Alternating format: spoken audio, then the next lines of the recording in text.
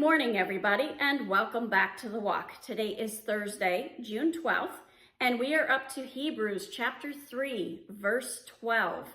And this says, "Take care, my brothers, lest there be any of you an evil, unbelieving heart, leading you to fall away from the living God." Okay, let's back up and break this down.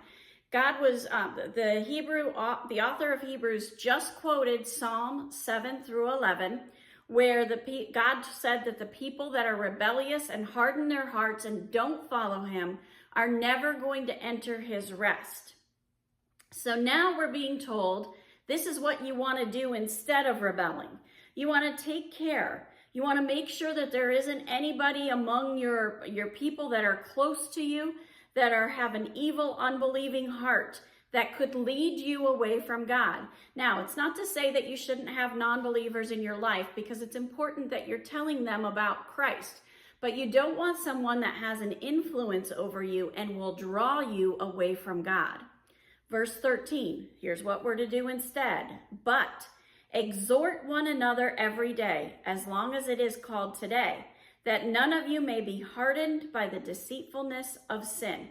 So we are to build each other up and encourage each other to go into that deeper relationship with Christ, so that none of us ends up with that hardened heart and basically swayed by the deceitfulness and the lie of what sin does. In the in the Fire Study Bible, there were two notes. For falling away from the living God, it said at regular intervals throughout this letter, the author warns believers about the danger of falling away from true faith in God. And then for 3:13, where it says, "Exhort one another every day," the Fire Study Bible said, "Some ministers fail to exhort or caution believers to continue in true godly faith and to keep growing in their relationship with Christ. These negligent pastors are in truth failing to preach the urgent warnings of the apostles, those authorized by Christ to deliver his original message as we have it in the New Testament and Jesus himself."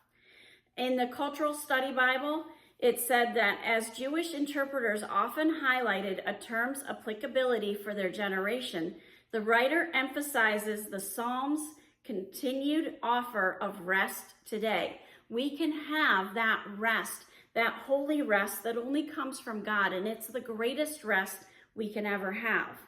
Then we get to verse 14, which says, "For we have come to share Christ, if indeed we hold our confidence firm to the end."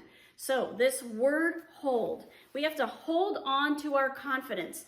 That means we don't want to be swayed by what's going on in society, swayed by what's happening in the world around us. We want to stay tried and true to that confidence, which can also be translated as our faith, to the end. We hold on to that faith, we nurture it, and we help it grow. In the Cultural Study Bible, it said, "God's own people, whom we have redeemed, rebelled rather than persevered, and thus were barred from God's presence. Perseverance was thus essential." So it's important that we recognize that there are going to be times where people are putting us down or trying to pulling us away from God because it makes them uncomfortable, or because they feel better if you engage in the sin as well. We need to hold strong and hold true to what God has taught us. Have a wonderful day. God bless, and keep walking the walk.